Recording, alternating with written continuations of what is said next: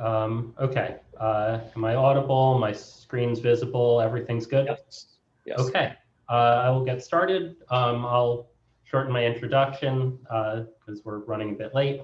So hi, I'm Phil, an alum from PPL and later CharmWorks. This afternoon, I'll be talking about some work we've done on load balancing under the Dharma project.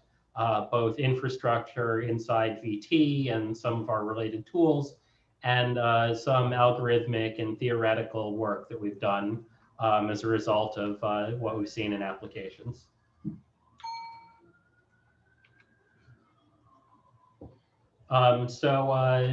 Taking a slightly different view from earlier of the suite of modules in the Dharma toolkit, we have the Vt Runtime System that executes applications in a task-oriented manner and integrates nicely with overall MPI execution. So that provides instrumentation of application execution at the same kind of granularity as Charm++, of individual handlers being executed, and the amount of time they take and the dependencies between them. Checkpoint provides serialization that supports migration of objects between different processes so that we can move them around for load balance.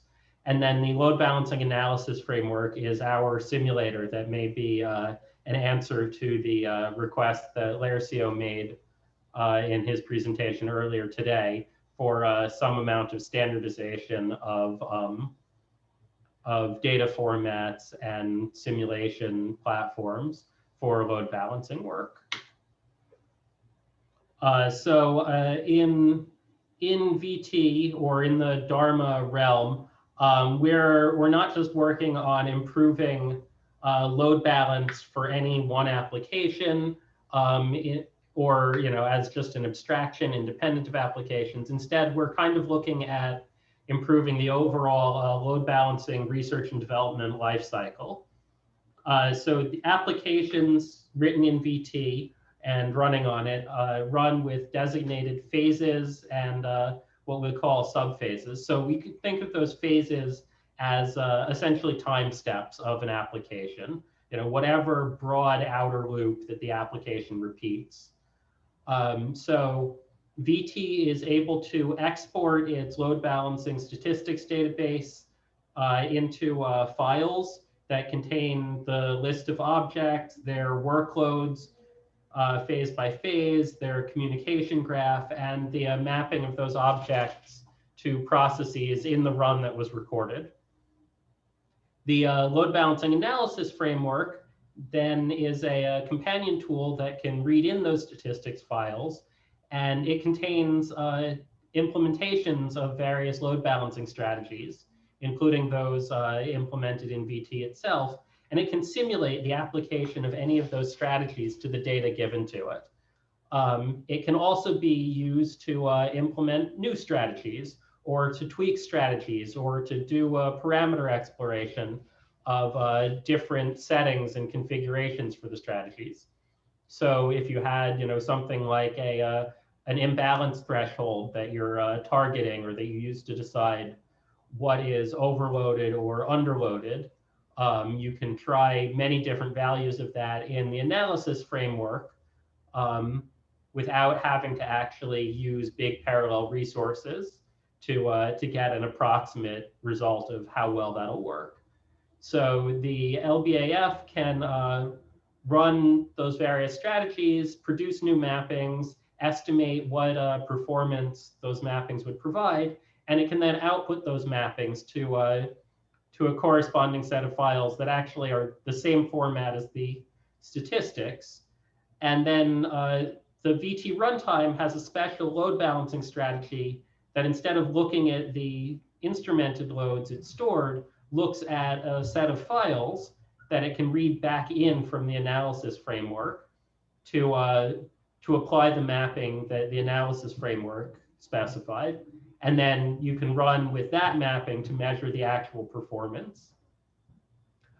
So this in many ways makes for a much more iterable process, shortening development of both new or modified load balancing strategies and the process of tuning the load balancing applied for any given application. One place that we found it to be especially helpful is in developing new distributed load balancing strategies, because you can implement them not in terms of handlers and messages that are all going to run asynchronously, but rather as just a simple bit of serial code that simulates which processes are doing what and what they know, all in one straight line bit of code.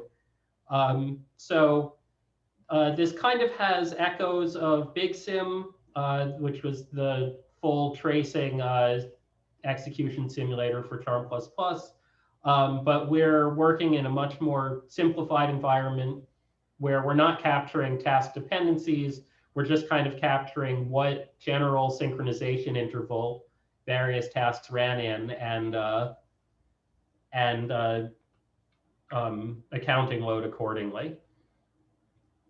So we found this to be a decent balance point or trade-off point for this kind of work. As I mentioned in VT, our outermost level of, I guess, division of time is what we call a phase. So it's kind of a collective interval, meaning it should be about the same across every process. It should be synchronized. And in an application, that might be a time step. It might be one broad portion of execution if you have a non-iterative application. In VT's execution model, a phase will often align very closely with the execution of all the work in a single collective epoch. So that you start off some initial set of messages and they spawn more work, and termination detection figures out when all of that work across all processes is complete. So load balancing treats the phase boundaries as the markers for when object loads should be roughly equal.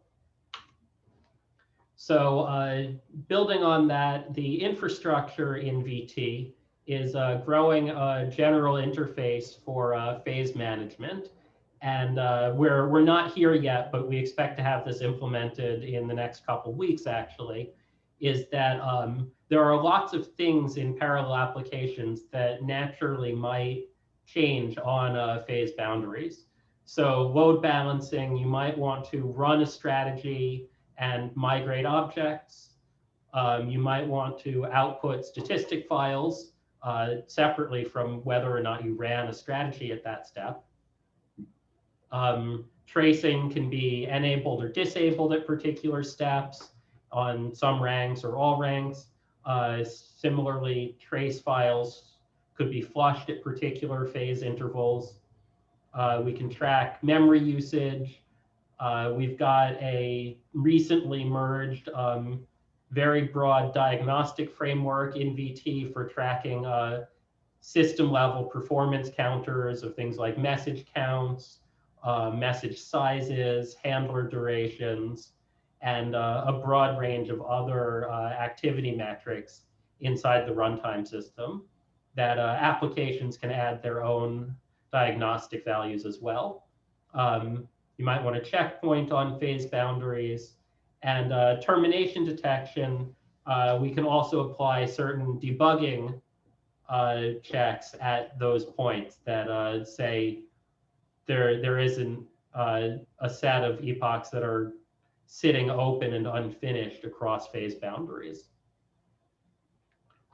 So this is kind of what we've thought of so far for things that one might want to do at phase boundaries.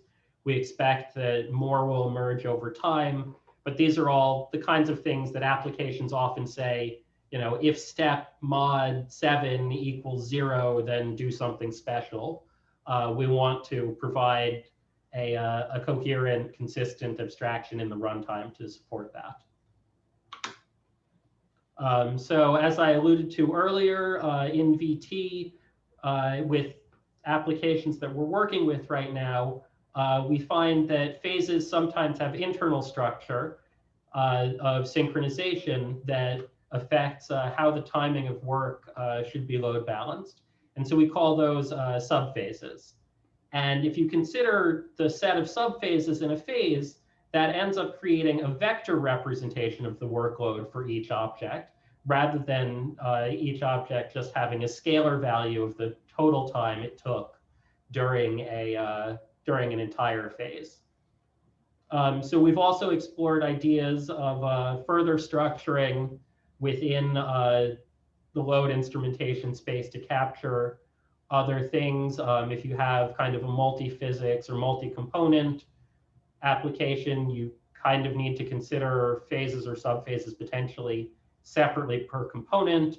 And you might have iterations within even a given subphase of, say, like a gradient descent algorithm or something like that.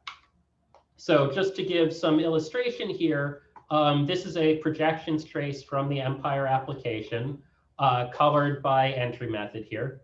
And this is a single phase of its execution. And so when I mentioned the iterations earlier, there's one part of its execution structure that actually is iterative, that it has to repeat one kind of computation multiple times until a convergence criterion is met. And so you can see the very first iteration in that runs the bulk of the work, but then there's several more iterations following with varying amounts of work. So to explore the subphases, what I have here is that same projections trace of Empire, but marked off with points where there is inherent synchronization across all the processes in the system because of dependencies on particular data generated over the course of the preceding subphase. So here I've marked off 5 subphases, and the T1 through T5 are the job level times for the taken for the subphase. So going with the principle that every math or CS talk should have some equations, here are some equations that I'll go through to explore this and give kind of the derivation of the vector-based load balancing problem that considering subphases poses. And this, I guess, will be a prelude to Ronak's talk following this, who's taking, I guess, a somewhat broader perspective on load balancing more than just scalar timing values. So what we have is the total time for the execution of a phase is the sum over the subphases of the subphase times. And in each subphase, the time that's taken is the maximum work over any processor in that subphase. So W is the work, P is processors, S is the subphase. So for instance, in subphase 2, this process is probably the one that's taking the most time, though there are a few others that come close. And in phase 4, ignoring the iteration structure and only looking at the first iteration, this process has the longest time in that subphase. And to show kind of the reason that we're interested in balancing, considering particular subphases, notice that the loads between subphase 2 and subphase 4 are complementary to each other. Because this was balanced using only the sum over all of the subphases, the objects that were heavy in subphase 4 are counterbalanced by having been light in subphase 2 in their assignment. So it looks like that those PEs are at a reasonable average workload, even though they're actually overloaded during some intervals and underloaded during others. So in terms of representing this further and formalizing the problem that we're trying to solve, We have a work matrix W that's made up of the entries that we described here, which is the product of two other matrices, A and L. So this W matrix is shaped by number of processes times number of subphases. So we'll consider L first, just because it's a little bit easier to understand. So this is the per subphase object loads. So it's real numbers of just how much time was taken for every object, that's N, in every subphase, that's S. And then we'll consider what I'm calling the object assignment matrix, which is a Boolean matrix of processes cross objects. So basically, there's a 1 in this matrix where a particular object lives on a particular process, and a 0 everywhere else in the corresponding column. So that's what this, this constraint expression on the right-hand side shows, that the sum over processes for the assignments of any given object have to be 1 for all objects. So if we were to call this a discrete optimization problem, our objective function is minimize t, the total time for a phase, over possible values of a. So choose an assignment of the objects that minimizes the overall phase execution time. So as presented, this has some problems. So this assignment matrix is very large and very, very sparse. It's very not scalable. It's kind of the worst case. You get a lot of constraints here. So it's not really the way you'd like to represent or think about this problem. So instead, we can start shifting it towards a more familiar integer program optimization from a 0-1 optimization. So wherever we had a 1 in the object assignment matrix, we can consider a mapping vector that just has a number of entries equal to the number of objects. And that mapping vector just contains an integer of which process the object lives on. So these two representations are easily interconvertible, but that mapping vector is, of course, much, much smaller than the assignment matrix. And to support representation as something more like a linear program, there's apparently a standard trick in the discrete optimization community of replacing maxes over a vector with inequality constraints that whatever value was equal to the max just has to be greater than any entry considered in the max. So that's potentially broadens the set of solvers that could be applied to consider this problem. So this is formulated to be able to plug it into standard solvers. We haven't done that yet, but we are planning to explore it. There are some MPI-based libraries for this that we think could actually be used directly in a VT load balancing strategy to do this online even. So we have a number of things to explore here. So for those looking for a little bit of literature reference here, this is in some sense the classic job shop scheduling problem that the normal scalar load balancing would be, but it presents kind of a coupled set of multiple instances that all have to share a single set of assignments, and then you're optimizing the sum over all of them to where each subphase is a single job shop, but they have to have the same param or the same variable values for each of them. So reaching into PPL history, this kind of problem was actually considered in Gangbin Zheng's PhD thesis. He shows brief performance results, but doesn't describe what algorithm was used or show code. And I wasn't able to find code in the Charm repository history that reflected that load balancing strategy. So we're particularly interested if anyone recognizes this problem structure from the optimization literature, pointers would be very much appreciated, because particularly to like known good heuristics for this kind of coupled multi-job shop problem, because we want to see our applications based on facing this go faster. So shifting gears a little bit, another thing that we've implemented in Vt that had a preliminary implementation in Charm++ that never really got adopted was a notion of load modeling.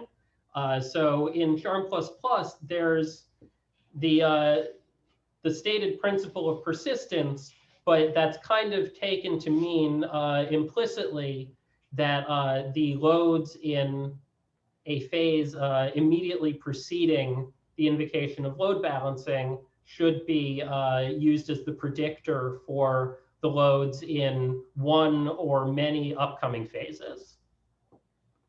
So by abstracting out load models in Vt, we've made that implicit assumption an explicit embodiment of how we're going to predict load in future phases that we're attempting to balance.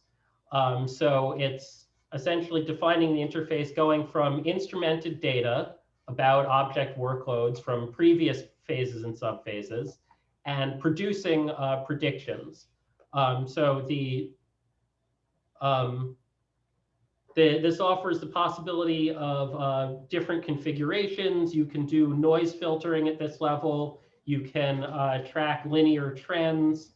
And we have a composable function interface to define somewhat arbitrary models. So as this is being used right now, it's also mapping the vector of subphase load data down to scalars for current strategy. Just summing the loads across subphases, but it's very easy to pick different kind of norms or just choose a subset of subphases. So here is kind of the capsule summary of the load model interface. I've elided most of the members of that because I really only want to focus on the one interesting one. So we have the load model class that's just an abstract interface class with a get work method that's going to return a predicted or measured time.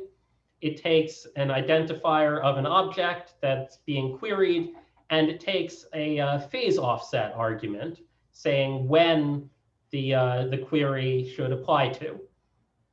So that phase offset is the structure shown here, which takes a signed integer of phases and an unsigned integer of subphases.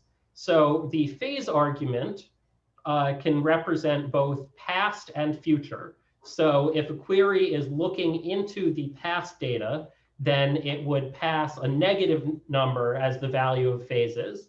If it's looking into the immediate future, it would pass next phase, which is 0. And if it wants a prediction further into the future, say for load balancing that's trying to account for known to be changing loads and optimizing several future steps altogether, then it can query multiple future steps.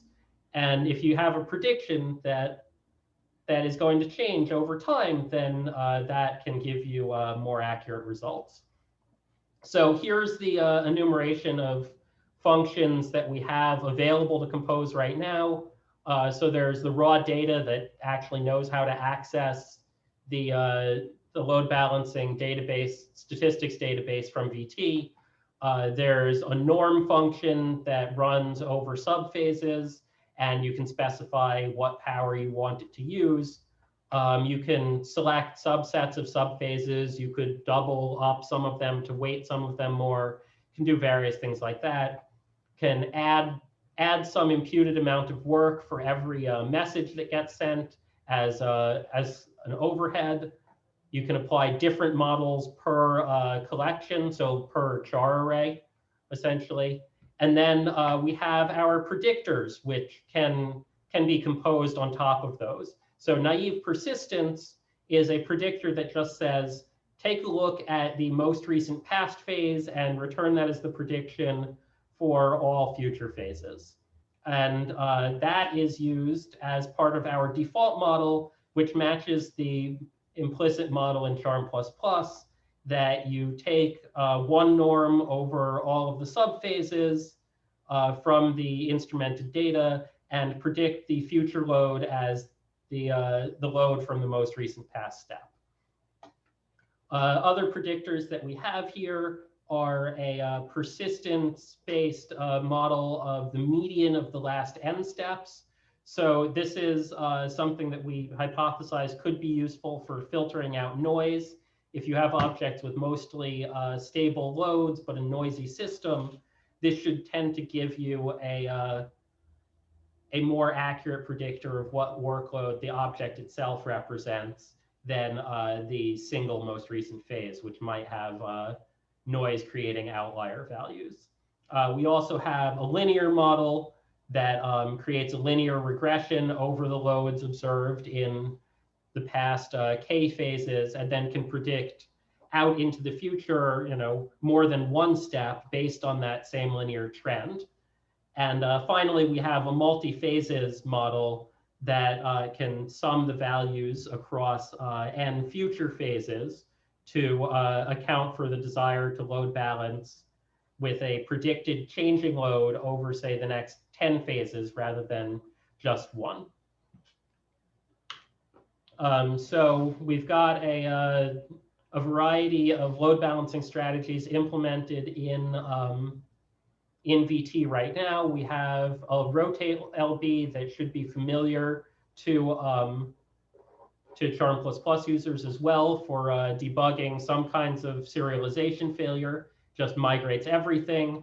We also have for testing a random LB that creates a permutation of object assignments. This can be useful for code that interoperates or uses existing MPI SPMD code, because anything that has a dependence on having the same number of objects per process will tend to fail very quickly under the permutation produced here. We have a centralized greedy strategy. We have a gossip strategy similar to the one in Charm++, but with some algorithmic refinements. We have a hierarchical strategy. We have a Zoltan Zoltan-based hypergraph partitioner that can optionally be communication sensitive, and that uses the MPI collective asynchronous embedding support that Vt offers. And as mentioned earlier, we have the StatsMap LB that reads in a fresh mapping from the LB analysis framework and assigns mappings accordingly. So in conclusion, we're aiming to increase the expressiveness of instrumented load data that's coming out of the runtime system. We're trying to shorten the development and tuning cycles for load balancing. We're looking to improve the abstractions in real implementations and doing some formal theoretical work on these vector load representations to see if we can get better results when we take that more detailed data into account. So I will stop there and open up for any questions.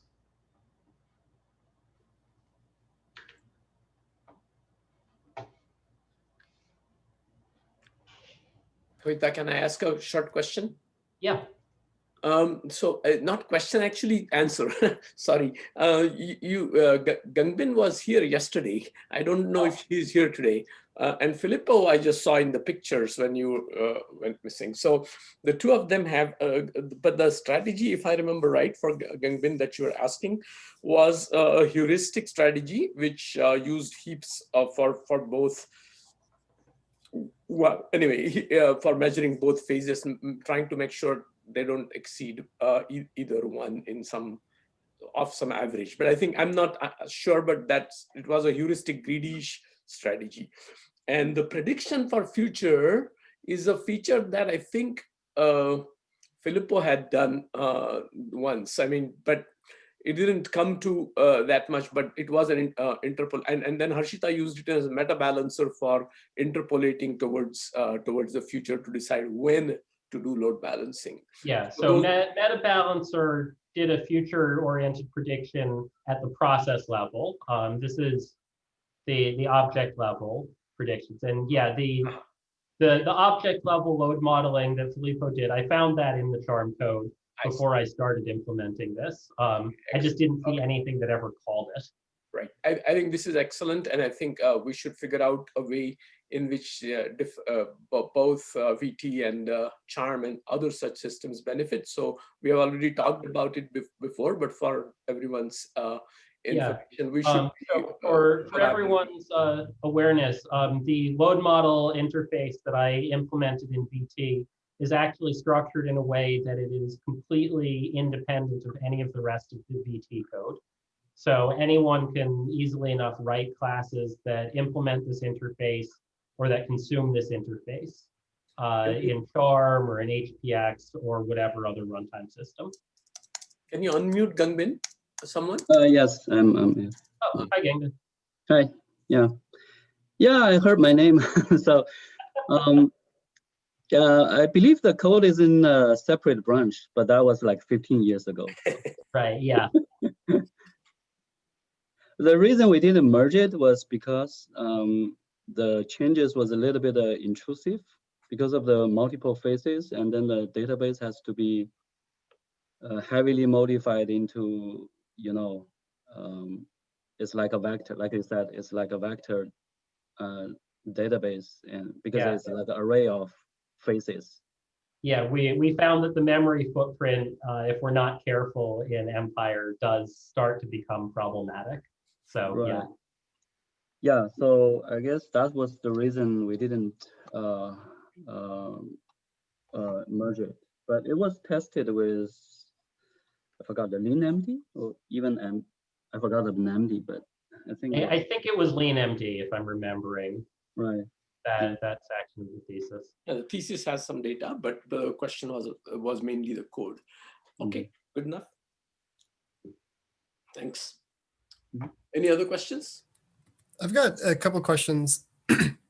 One, and where you mentioned that you're able to run with the LBAF generated mapping and do this calculation offline and feed it back into the application. Yeah. How do you ensure that that mapping maps to whatever the new objects are? Does it have to be deterministic in terms of how the data is partitioned and how the objects are numbered and things? I think it relies on a deterministic mapping between the objects and the identifiers in that statistics file. I'd have to check with Jonathan, or maybe he's online if he's feeling okay. Yeah, it does depend on a deterministic initialization, essentially, construction order. Okay, gotcha, it makes sense. Then my other question that I guess sort of ties into my talk too is you mentioned the stuff about subphase vector loads. Do you have specific strategies that take into account these vector loads? You talked about this ILP formulation. Or is that still something you're working on, or do you have results in that vein? That's work planned. We don't have results. Other than we've played around a little bit with different models that produce scalar loads out of those vectors. So like different norms and like different degree norms, or selecting individual subphases, and nothing we've tried so far has really come out better than the naive one norm. But we're still poking at that. Okay. Or trying to figure out if there's some theory that would say that a particular function of the vector should give you a good representative scalar. Okay. Something I know you mentioned about literature, there's a field, the optimization problem called just vector scheduling, that there are a few papers in, started by Chandra Chakuri, actually. Oh, okay. That you might want to look into. So it'll kind of tie into stuff I'm about to talk about now, but Great. that might be where you start looking. Great. Any other questions?